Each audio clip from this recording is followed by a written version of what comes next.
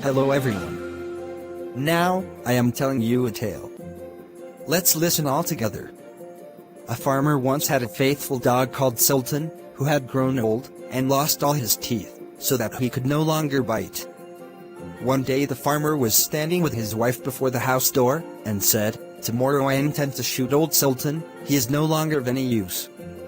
His wife, who felt pity for the faithful beast, answered, "He has served us so long, and been so faithful, that we might well keep him." "Ah, what?" said the man. "You are not very sharp.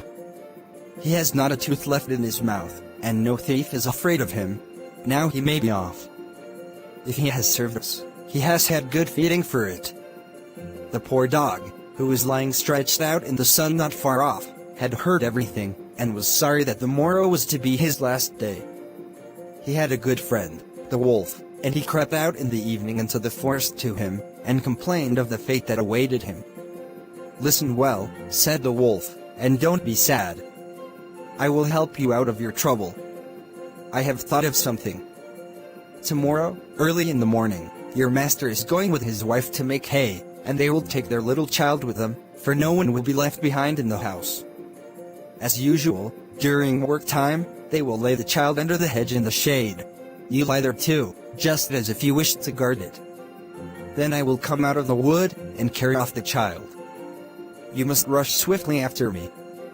I will let it fall, and you will take it back to its parents, who will think that you have saved it, and will be far too grateful to do you any harm. Quite the opposite. You will dear to their hearts, and they will never let you lack for anything again."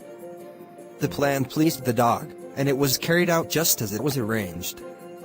The father screamed when he saw the wolf running across the field with his child, but when old Sultan brought it back, then he was full of joy, and stroked him and said, "Not a hair of yours shall be hurt, you shall eat my bread free as long as you live." And to his wife he said, "Go home at once and make old Sultan some soggy bread that he will not have to bite, and bring the pillow out of my bed, I will give it to him to lie upon." From that time on, old Sultan was as well off as he could wish to be. Soon afterwards the wolf visited him, and was pleased that everything had succeeded so well. "But, listen well," said he, "you will just wink an eye when I carry off one of your master's fat sheep." "Do not reckon upon that," answered the dog. "I will remain true to my master. I cannot agree to that." The wolf, who thought that this could not be spoken in earnest, came creeping about in the night and was going to take away the sheep. But faithful old Sultan barked, and the farmer chased after the wolf with a big stick. The wolf had to pack off, but he cried out to the dog, "Wait a bit, you scoundrel, you shall pay for this."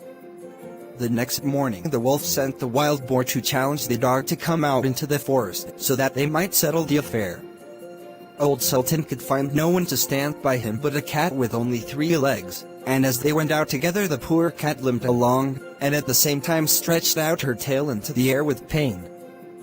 The wolf and his friend were already on the spot appointed, but when they saw their enemy coming they thought that he was bringing a saber with him, for they mistook the outstretched tail of the cat for one. And when the poor beast hopped on its 3 legs, they could only think every time that it was picking up a stone to throw at them. So they were both afraid. The wild boar crept into the underwood, and the wolf jumped up a tree. The dog and the cat, when they came up, wondered that there was no one to be seen. The wild boar, however, had not been able to hide himself altogether, and one of his ears was still to be seen. Whilst the cat was looking carefully about, the boar moved his ear. The cat, who thought it was a mouse moving there, jumped upon it and bit it hard. The boar made a fearful noise and ran away, crying out, "The guilty one is up in the tree." The dog and cat looked up and saw the wolf, who was ashamed of having proved himself to be so afraid, and made friends with the dog.